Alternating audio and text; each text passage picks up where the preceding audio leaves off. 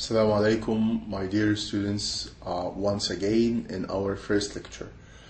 In the previous lecture, I gave you a brief idea. In the introductory lecture, I gave you a brief idea about what we need to do during the course. This lecture actually is the actual start for us. So, inshallah, we will start with the first point that I mentioned in the introductory lecture, which is about the introduction. We will have in this lecture and in the second lecture, inshallah, we will have a very good and comprehensive introduction about the literature, the English literature of the 17th century. Okay, so let's start with the first slide. As you can see on the screen, this is the first lecture, and we will start with this. This is, of course, the introduction about the 17th century. And as you can see on the screen, there is a very big title, which is the Puritan Age. And the date is very important. It's 1600 till 1660. Okay? As you can see here in the first line, the literature of the 17th century may be divided into two periods. This is a very important point. You need to bear in mind that the 17th century may be divided into two periods. Okay? So for these periods, what are these two periods that are mentioned here? The first period is what we call the Puritan Age or the Age of Milton. This is the first period of the 17th century, which we call the Puritan Age or the Age of Milton. And this starts from 1600 to 1660. And this period, this first period, also can be divided into the Jacobean and Caroline periods. So we have the first period, which is the Puritan Age, or as it is called, the Age of Milton, and this starts from 1600 to 1660. Remember the date, it's very important. And of course, as you can see on the screen, there are some words which are in bold, and some words are underlined. And of course, I did this deliberately. Why? Because I'll tell you at the end of the lecture why I put some words in bold and why some words here are underlined. Okay? So what I'd like you to remember from the very beginning, that this 17th century, the literature, the English literature of the 17th century is divided into two periods. The first period is this one, which is the Puritan Age, or what we call the Age of Milton, and it started 1600 till 1660. And this period again is further divided into two, the Jacobean and the Caroline periods. And after the names, of course, of the rulers, James I and Charles I was ruled from 1603 to 1625, and 1625 to 1649 respectively. And this is the first period. So again, the literature of the 17th century is divided into two. The first one is the Puritan Age. Okay, and what's the second period? This is the other one. The one that you can see here that I'm referring to, which is the Restoration period or the Age of Dryden. So we can divide the 17th century into two periods. Either the Puritan Age, the first division or the first period is the Puritan Age, and the age, what we call the Age of Milton, and the other one, the other division, the other period is what we call the Restoration period, and we can call this as the age or the period of Dryden. Now, another important point that I'd like you to pay attention to is this point. The 17th century was marked by the decline of the Renaissance spirit. Of course, as I have been informed that you studied already the Renaissance age. So this age, the 17th century, was marked by the decline of the Renaissance spirit.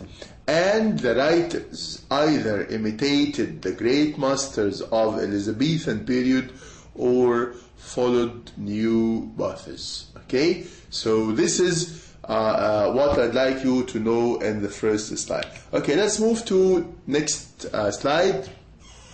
This spirit which spread in the 17th century may be defined. We can define this spirit as the spirit of what we call the spirit of observation and of preoccupation with details and systematic analysis of facts, feelings, and ideas. In other words, it was the spirit of science, popularized by such great men as Newton, Bacon, and Descartes. So during that age, some great scientists appeared, like Newton, like Bacon, like Descartes.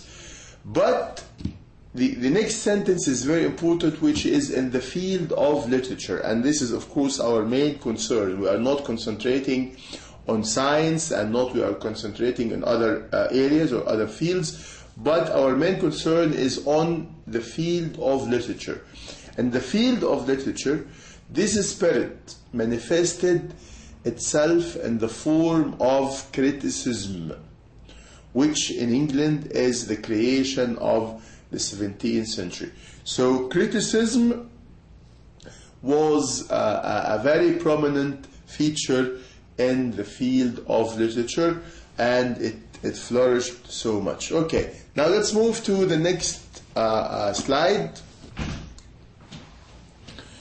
One very important and significant feature of this new spirit of observation, the spirit that we have just mentioned, that spirit that was found in the 17th century, it was new spirit of observation, as we said, and analysis, was popularized, was the popularization of the art of biography. And this is another important point, that during that age a new characteristic emerged or appeared, which is the appearance of the art of biography. And of course, you know what's the art of biography, as I put it into brackets here. The biography is an account of someone's life. So when someone is accounting someone's life, it's an account of someone's life. This is a kind of biography. And this art, the art of biography, was unknown during the previous age, which was the 16th century. So this is a new addition, a new quality, a new characteristics that can be added to the 17th century, which is the art of biography appeared, and this was not found in the 16th century. Thus, whereas we have no recorded information about the life of such an eminent dramatist as Shakespeare. Why? Because we do not have these valuable recorded materials about a great dramatist like Shakespeare. Why? Because that art of biography was not found during the age of Shakespeare. In the 17th century, many authors like Fuller, like Aubrey, collected and chronicled the smallest facts about the great men of their own day or of the immediate past. So those people like Fuller, like Aubrey, they could collect all the important information and all the important details about the great dramatists in that age. Okay, now let's move to the next page. Again, we are still in the same point, which is the Puritan Age, starting 1600 to 1660. The 17th century up to 1660, during these 60 years, was dominated, and this is a very important point. Please, I'd like you to pay attention to this point. The 17th century, starting from 1600 to 1660, was dominated by Puritanism. And this is very important. And it may be called the Puritan Age, or again the same idea, the Age of Milton. And why do we call it the Age of Milton? Because of this. Because Milton was the noblest representative of the Puritan spirit. He was the most important representative of the Puritan spirit. The Puritan movement stood for liberty of the people. So the main concern of the Puritan movement at that time, that they stood for the liberty of the people from the shackles of the despotic rulers, as well as the introduction of morality and high ideals in politics. So Puritan movement had a certain aim, which is setting free the people from these shackles of this despotic and unfair ruler, and at the same time giving morality, introducing morality and high ideals in politics. Thus, the Puritan movement, it had two objects, two aims. What are these two objects and what are these two aims of the Puritan movement at that time?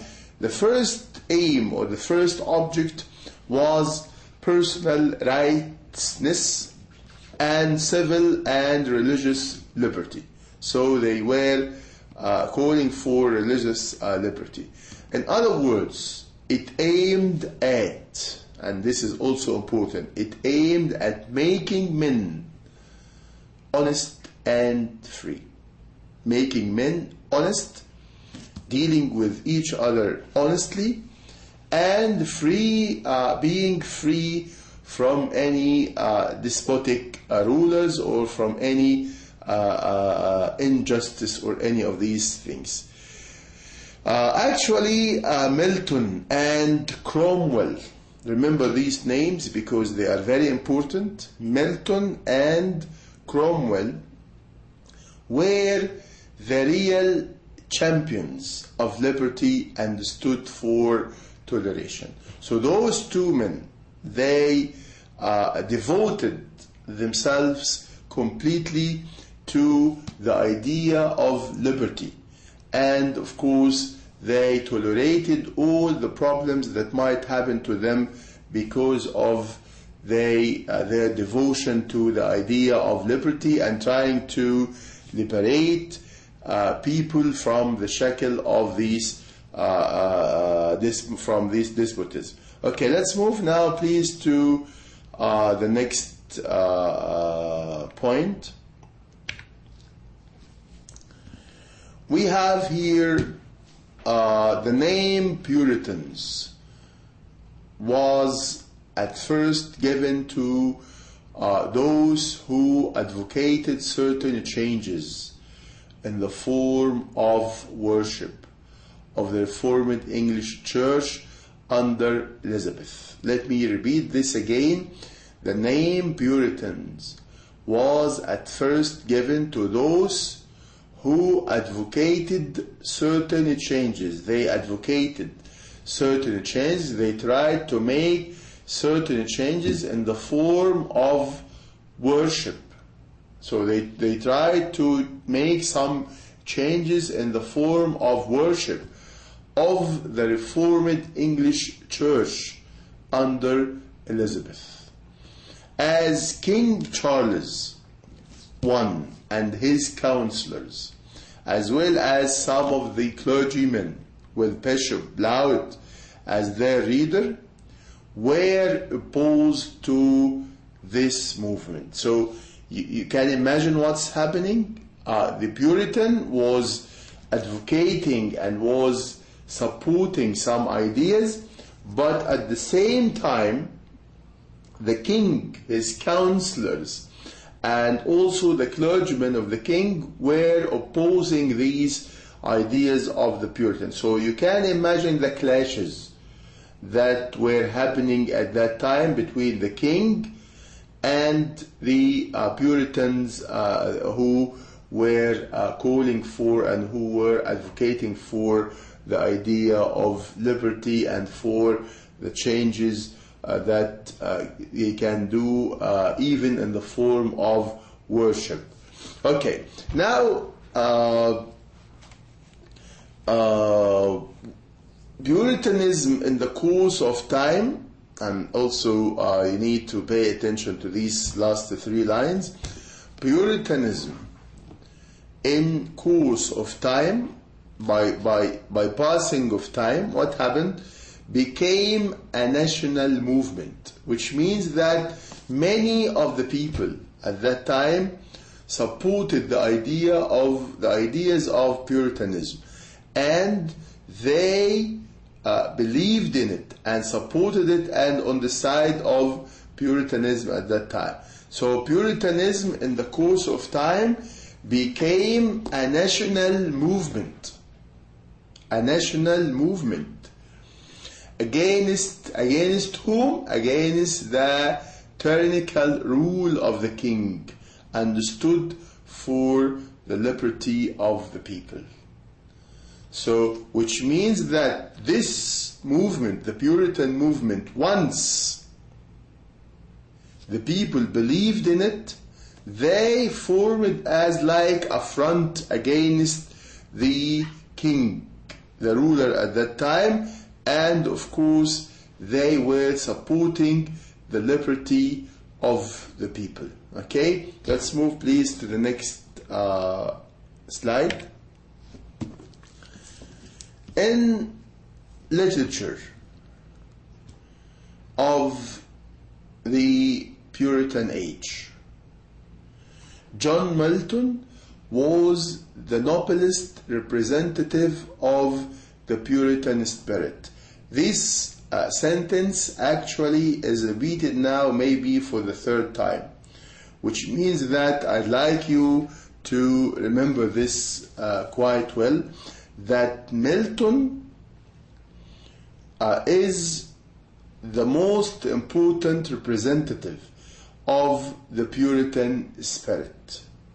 So, as I said at the very beginning, we call it either the Puritan Age or the Age of Milton, because most of the ideas of the Puritans, of course, they were got from Milton at that time.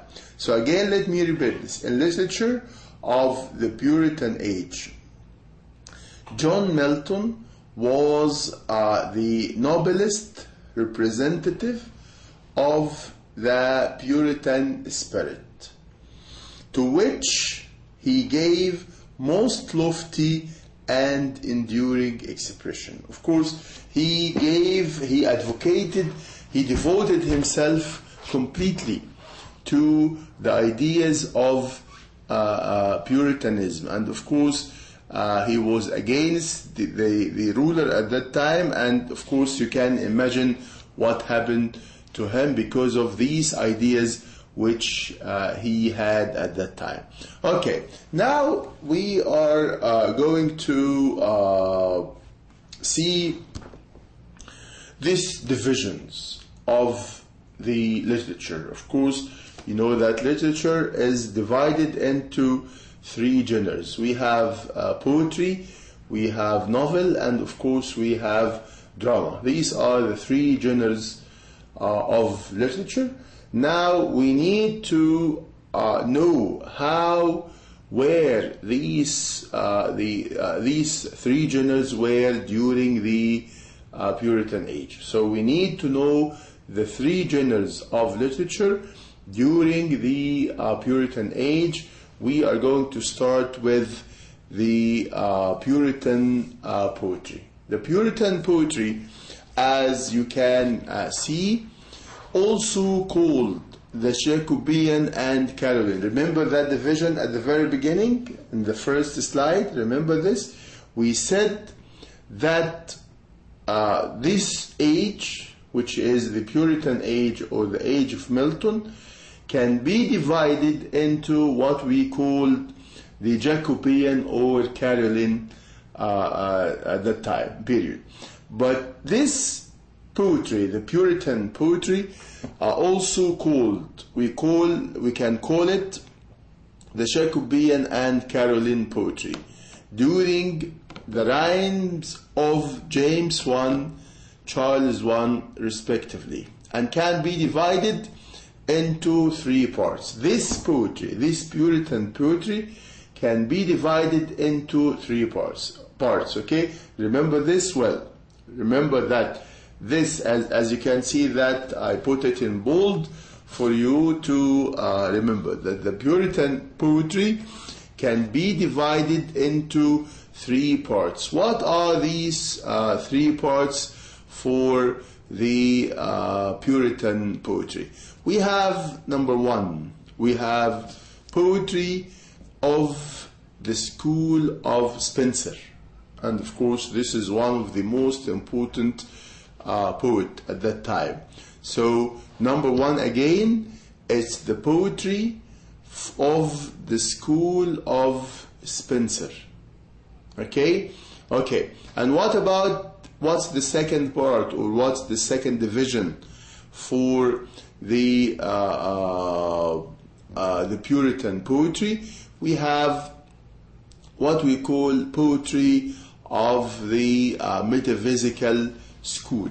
This is also another division or another part of the Puritan age. The third one, the third division or the third part of the Puritan poetry is the poetry of the Cavalier. Okay, so these are the three parts that the Puritan poetry can be divided into. Again, it's the poetry of the school of Spenser, poetry of the metaphysical school, and poetry of the Cavalier. And of course, these are the three parts of the Puritan poetry. Okay, now let's move to the next slide, please. Again, if you still remember, we mentioned that name at the very beginning in the introductory lecture. We mentioned that name, and I said that this name, this is a great poet that we are going to deal with, inshallah, in details, and we will specify maybe one or two lectures for him. So you need to remember this. You need to remember this name, George Herbert. Of course, the date from 1593 till 1633. And George Herbert is the most widely read of all poets belonging to the metaphysical school, of course, except Donne, who was the greatest. So again, George Herbert was well known, and the people, most of the time they read his poetry because he has a certain characteristics which made the people like him much. Why? Now the second line or the next line will tell you why. Why the people read his poetry so widely. So this is because why the people liked him, why they read his poetry that much. This is due to the clarity of his expression. Of course, you know the word clarity. His expressions was that clear to everyone. So once you read the poetry of Herbert, George Herbert, you feel that they are quite simple and they are quite clear for you to understand. It is not that complicated, and it's not that far that has far-fetched ideas or something. No, for you to read, you will find yourself able to understand because his expression is very clear. And also the transparency of his conceit. In his religious verse, when he wrote some verses about religion, there is simplicity. Also, simplicity as a characteristic was there in his poetry. Mixed with didactic strain, there is also a current of a quaint humor in his poetry. So the word deducted here is showing you. The word deducted here is showing you that he wrote poetry not just for the sake of fun, but he is giving what we call didactic, which means that he is trying to give you some lessons at the end of his poem. So once you read his poem, it is not just for the sake of fun, just for the sake of pleasing yourself and enjoying yourself for the play. No, at the end of the play you get a lesson, you get a message that he wants to convey to you. Okay, now let's please move to the next slide. Again, Milton was the greatest poet of the Puritan Age. Again, this is another repetition of the sentence, which means that he was the greatest poet of the Puritan Age. His early poetry is lyrical. So at the very beginning, he wrote poetry, but this poetry was at that time lyrical. Okay? When the Civil War broke out in 1742, the Civil War broke out, started in 1642, Milton threw himself heart and soul in the struggle against King Charles I. So look what he did. He devoted himself completely to the struggle against King Charles I. And that's why we said that he tolerated much for spreading the ideas of Puritanism. He devoted the best years of his life, when his poetical powers were at their peak, to this national movement. And of course, we mean by the national movement, of course, we mean the Puritan movement, which means that he believed in the ideas of the Puritan movement, and when he believed in it, he advocated himself, devoted himself completely to the ideas of that movement. Finding himself unfit to fight, finding himself unfit to fight as a soldier. So he found himself not able to fight as a soldier. He became the Latin secretary to Cromwell. So he preferred to take another direction, not to be a soldier. He found that he cannot do this, but he became the Latin secretary to Cromwell. Okay, let's move. This work, he continued working as the secretary to Cromwell till 1649. So till 1649, he, of course, became the secretary. When Charles I was defeated and Commonwealth was proclaimed under Cromwell. So he kept struggling and he kept fighting against the king, and he got what he wanted at the end. Charles I was defeated and Commonwealth was proclaimed under Cromwell, who was working as a secretary. But because he was away from poetry for a while, when he returned to poetry to accomplish the ideal he had in his mind, to accomplish what he has, of course he has from the very beginning, he has some ideas in his mind. Milton found himself completely blind, and of course this is the biggest disaster and biggest catastrophe that happened in his mind. When he tried to return back to poetry, he found himself completely blind and couldn't see anything. Moreover, after the death of Cromwell and the coming of Charles II to the throne, so when Cromwell died and Charles II came to the throne, came again once more to be a king, Milton became friendless. Why? Because Cromwell was his friend and he was of course his secretary, and he became friendless, which means that he lost all the connections with friends. He didn't see anyone to ask about or to deal with.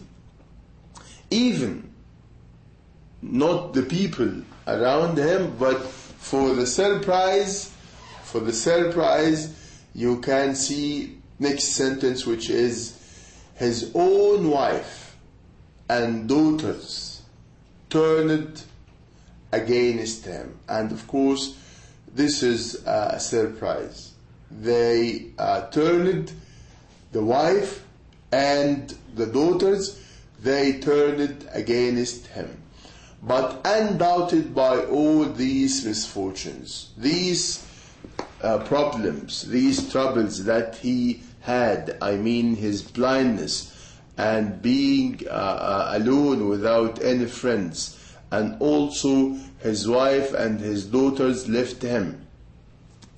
All these things, if it happened to many people, definitely they will be helpless and they will be disappointed, dejected, frustrated, and maybe losing all hope to deal with people. But for Milton, no. Milton has a very strong willingness, and these misfortunes, these miseries and the problems that he had in his life did not affect him. He wrote his greatest poetical works. After all these circumstances, he could write his greatest poetical works. Like what are these greatest poetical works that he wrote? We have here like Paradise Lost, which we are going, inshallah, to study together. And then we have Paradise Regained. And of course, you can see these two opposite words. We have lost and we have regained. So he wrote these two poems, Paradise Lost, Paradise Regained, and also another important poem, which is Samson Agonists. Okay, now let's move to the next slide. After covering the poetry, the Puritan poetry, now we need to move to the second genre, which is the drama. And of course, in drama, we have what we call Jacobean and Caroline drama. We have Jacobean and Caroline drama.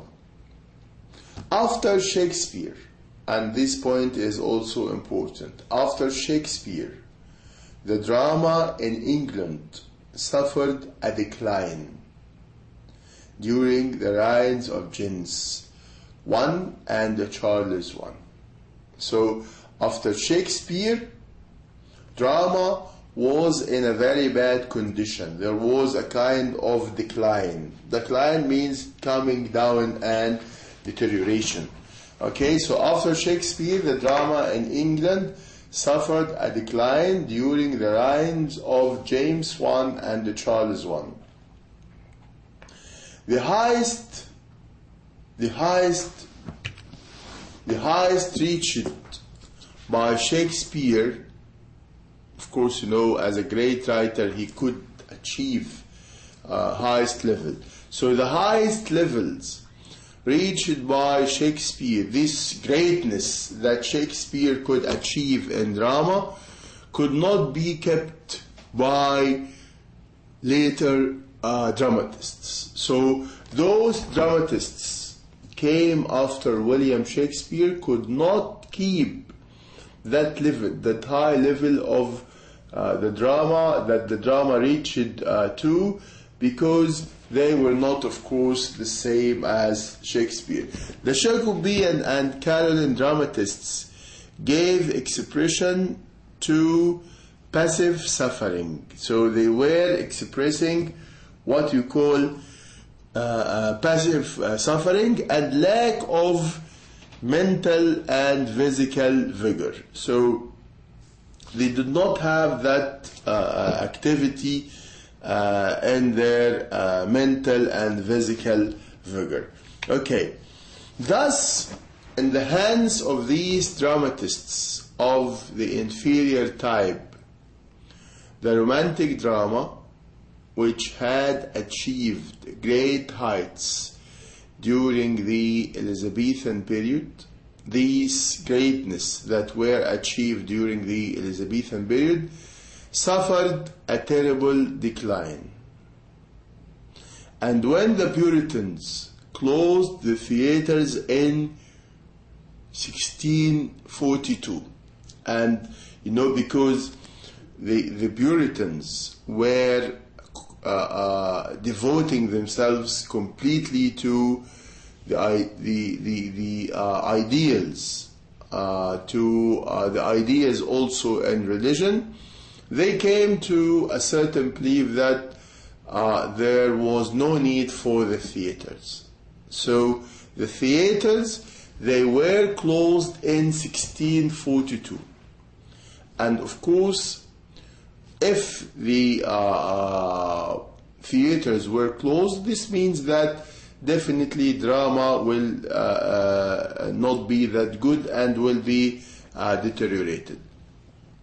So it died, drama died at a natural death.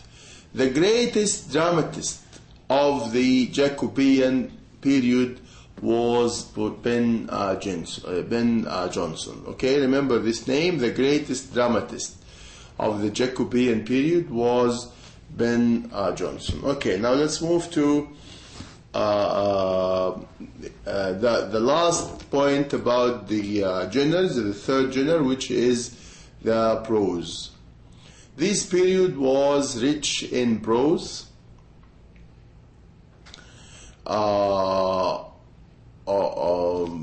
opposing to what we said about poetry and about drama, that there was decline.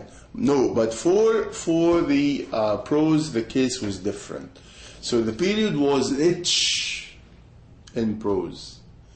The great prose writers we find that some prose writers like Bacon, Burton, Milton, Sir Thomas Browne, Jeremy Taylor, and Clarendon, all these, of course, were prose writers at that time. For the first time, and this line actually is important because it shows how there was a certain development at that time. For the first time, the great scholars began to write in England in English rather than Latin, and this is, you need to remember this. So the scholars start for the first time to write in English, not in Latin. Before they were writing in Latin, but now they write in English. So the Bible became the supreme example of earlier English prose style, simple, plain, and natural. Okay, now after surveying all these points about the Puritan age or the age of Milton, definitely you have a question in your mind. After all these slides that we displayed and covered, definitely you would ask, how would be the questions in the final exam? And of course, I know that all of you are asking and will be asking about this. So what I'm doing now is, after finishing each section, I'll give you samples of the questions. So how would be the questions about that section or that section? So remember this, some question samples. The literature of the 17th century may be divided into, this is the first line that we read together. Remember, divided into 2, while divided into 3, or 4, while 5. Of course, you know the answer now, that the literature of the 17th century may be divided into 2 periods. Okay, now the Puritan age is divided into the Jacobean period, while the Caroline period, C, the Caroline period and the Jacobean period, D, the Jacobean, the Caroline, and the Shakespearean periods. Of course, you know the answer is C. Okay, now let's move to the third and last question. The 17th century was marked by the A of the Renaissance spirit, the flourishing, the increase, the rise, and the decline. Of course, you can know this from the chap, which is, of course, the right answer is D. Okay, now if you go back to the first slide, you will find that I told you that there are some lines that I underlined here, like for example the first one, literature of the 17th century may be divided into. So now you know why I wrote this in bold, because this is the answer to the first question that you have. And of course this is the division, and then we have, this is the answer, the 17th century marked by the decline of the Renaissance spirit, and of course this is the answer to the third question. Now, as you can see, this is the way that you will have your question. Okay, now I finished already my lecture. Inshallah, I will meet you, inshallah, in the next lecture, the second half of the lecture about the Puritan age, and we will see the second half of the introduction, which is the Restoration period. Thank you very much. Hope you get benefit of what I already explained and displayed.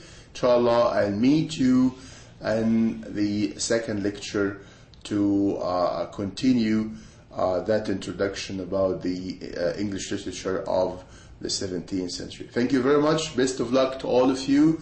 welcoming all your questions and all your marks and notes. Thank you very much. Assalamu alaikum.